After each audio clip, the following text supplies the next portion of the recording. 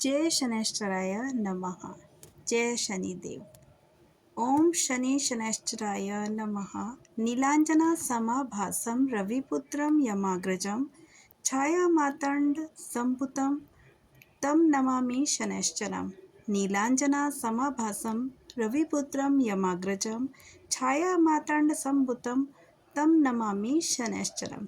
जय शनिदेव की आप सभी भक्तजनों का हार्दिक स्वागत है।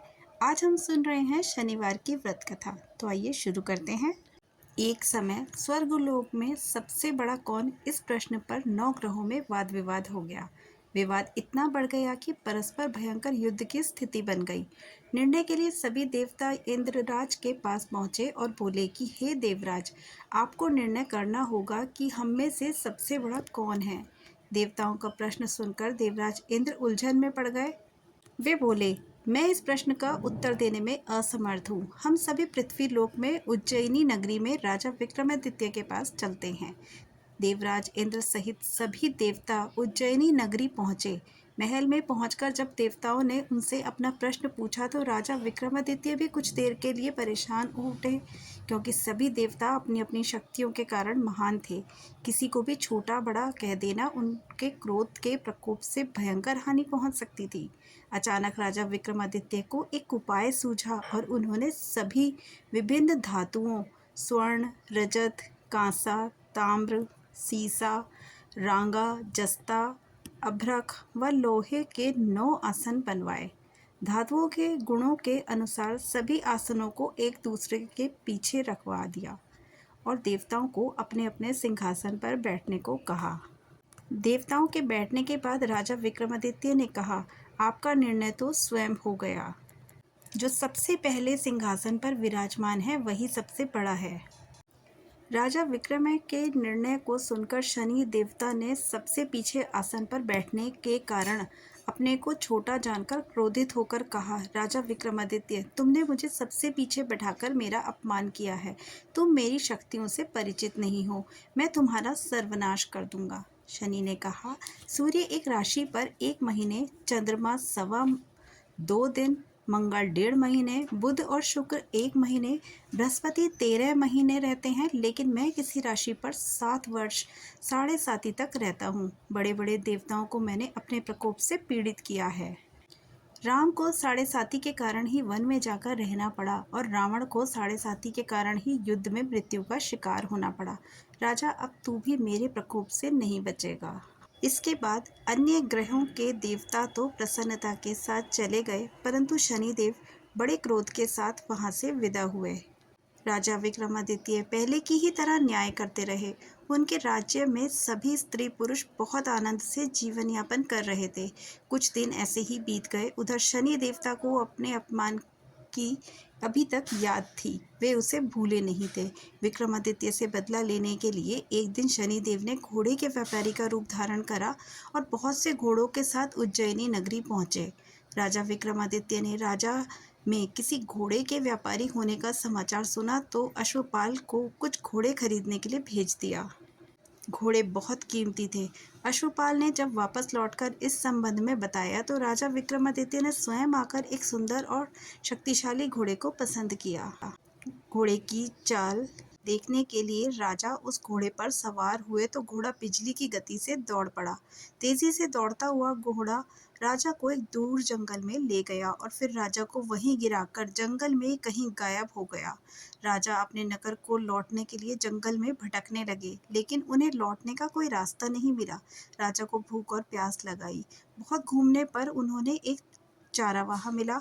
उससे उन्होंने पानी मांगा। पानी पीकर राजा ने उस चारावाहे को अपनी अंगूठी दे दी। फिर उससे रास्ता पूछकर जंगल से निकलकर नगर के पास पहुंचे। राजा ने एक सेठ की दुकान पर बैठकर कुछ देर आराम किया। उस सेठ ने राजा से बातचीत की तो राजा ने उसे बताया कि मैं उज्जैनी नगरी से आया हूँ। राजा के कुछ देर दुकान पर बैठने से सेठ जी की बहुत बिक्री हुई। सेठ ने राजा को बहुत भाग्यवान समझा और खुश होकर अपने घर भोजन के लिए ले गया। सेठ के घर में सोने का एक हार खूंटी पर लटका हुआ था। राजा को उस कमरे में छोड़कर सेठ कुछ देर के लिए बाहर गया। तभी एक आश्चर्यजनक घटना घटी। राजा के देखते देखते सोने के उस हार को खूंटी निगल गई। सेठ ने कमरे में लौटकर हार को गायब देखा तो चोरी का संदेह राजा पर ही किया, क्योंकि उस कमरे में राजा ही अकेले बैठा था। सेठ ने अपने नौकरों से कहा कि इस परदेसी को रस्सियों से बांधकर नगर के राजा के पास ले चलो। राजा ने विक्रमादित्य से हार के बारे में पूछा तो उसने बताया कि उसके देखते ही देखते खूंटी ने हार को निगल लिया है। इस पर राजा ने क्रोधित होकर चोरी करने के लिए अपराध में विक्रमादित्य के हाथ पांव काटने का आदेश दे दिया। राजा विक्रमादित्य के हाथ पांव काटकर उसे नगर की सड़क पर छोड़ दिया गया। कुछ दिन बाद एक तेली उसे उठाकर अपने घर ले गया और उसे अपने कोलू पर बिठा दिया। राजा आवाज देकर बैलों को हाँकता रहा। इस तरह तेली का बैल चलता रहा और राजा को भोजन मिलता रहा। शनि के प्रकोप से 7.5 पूरी होने पर वर्षा ऋतु प्रारंभ हुई। राजा विक्रमादित्य एक रात मेघ मल्हार गा रहे थे कि तभी नगर के राजा की लड़की राजकुमारी मोहिनी रथ पर सवार होकर उस तेली के घर के पास से गुजरी। उस मेघ मल्हार सुना तो बहुत अच्छा लगा उसे और दासी को भेजकर गाने वाले को बुला लाने के लिए उसने कहा। दासी ने लौटकर राजकुमारी को अपंग राजा के बारे में सब कुछ बता दिया। राजकुमारी उसके मेघ मल्हार से बहुत मोहित हुई, अतः उसने अब सब कुछ जानते हुए भी अपंग राजा से विवाह करने का निश्चय किया। राजकुमारी ने अपने माता पिता से जब यह बात कही तो वे हैरान रह गए। रानी ने मोहिनी को समझाया, बेटी तेरे भाग्य में तो किसी राजा की रानी होना लिखा है, फिर तू उस अपंग से विवाह करके अपनी पाँव पर कुल्हाड़ी क्यों मार रही है। राजकुमारी ने अपनी जिद नहीं छोड़ी। अपनी जिद पूरी कराने के लिए उसने भोजन करना छोड़ दिया और प्राण त्याग देने का निश्चय किया। आखिरकार राजा रानी को विवश होकर अपंग विक्रमादित्य से राजकुमारी का विवाह करना पड़ा। विवाह के बाद राजा विक्रमादित्य और राजकुमारी तेली के घर में रहने लगे। उसी रात स्वप्न में शनिदेव ने राजा से कहा, राजा तुमने मेरा प्रकोप देख लिया है, मैंने तुम्हें अपने अपमान का दंड दिया है। राजा ने शनिदेव से क्षमा करने को कहा और प्रार्थना की कि हे शनिदेव, आपने जितना दुख मुझे दिया है अन्य किसी को न देना। शनिदेव ने कुछ सोचकर कहा, राजा मैं तुम्हारी प्रार्थना स्वीकार करता हूँ। जो कोई स्त्री पुरुष मेरी पूजा करेगा, शनिवार को व्रत करके मेरी व्रत कथा सुनेगा, उस पर मेरी अनुकंपा हमेशा बनी रहेगी। प्रातःकाल राजा विक्रमादित्य की नींद खुली तो अपने हाथ पांव देखकर राजा को बहुत खुशी हुई। उसने मन ही मन शनिदेव को प्रणाम किया। राजकुमारी भी राजा के हाथ पांव सही सलामत देखकर आश्चर्य में डूब गई। तब राजा विक्रमादित्य ने अपना परिचय देते हुए शनिदेव के प्रकोप की सारी कहानी सुनाई। सेठ को जब इस बात का पता चला तो वह दौड़ता हुआ तेली के घर पहुंचा और राजा के चरणों में गिरकर क्षमा मांगने लगा। राजा ने उसे क्षमा कर दिया, क्योंकि यह सब तो शनिदेव के प्रकोप के कारण हुआ था। सेठ राजा को अपने घर ले आया और उसे भोजन कराया। भोजन कराते समय वहां एक आश्चर्यजनक घटना घटी। सबके देखते देखते उस खूंटी ने हार उगल दिया। सेठ जी ने अपनी बेटी का विवाह भी राजा के साथ कर दिया और बहुत से स्वर्ण आभूषण धन आदि देकर राजा को विदा किया। राजा विक्रमादित्य राजकुमारी मोहिनी और सेठ की बेटी के साथ उज्जैनी पहुंचे तो नगरवासियों ने हर्ष से उनका स्वागत किया। अगले दिन राजा विक्रमादित्य ने पूरे राज्य में घोषणा कराई कि शनिदेव सब देवताओं में सर्वश्रेष्ठ है। प्रत्येक स्त्री पुरुष शनिवार को उनका व्रत करे और कथा सुने। राजा विक्रमादित्य की घोषणा से शनिदेव बहुत प्रसन्न हुए। शनिवार का व्रत करने पर और व्रत कथा सुनने के कारण सभी लोगों की मनोकामनाएं शनिदेव की अनुकंपा से पूरी होने लगी और सभी लोग आनंद पूर्वक रहने लगे। ओम जय शनिदेव हरे। प्रभु जय शनिदेव हरे। संकट विश्व के संकट क्षण में दूर करे। ओम जय शनिदेव हरे। शनिदेव की कृपा पाने के लिए सुन लेते हैं शनिदेव की आरती। ओम जय शनिदेव हरे। प्रभु जय शनिदेव हरे।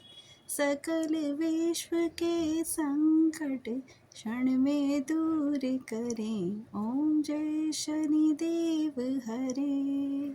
जय जय श्री शनिदेव भक्तन हितकारी।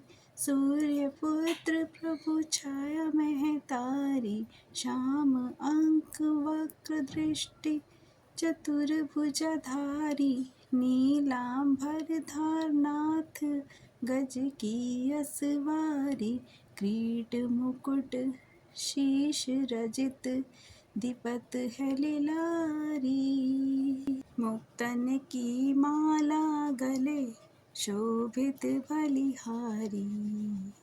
मोदक पान चढ़त सुपारी।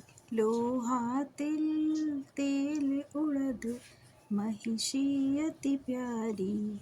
देव दनुज ऋषि मुनि सुमिरत नर नारी। विश्वनाथ धरत ध्यान शरण है तुम्हारी। ओम जय जय श्री शनिदेव भक्तन हितकारी।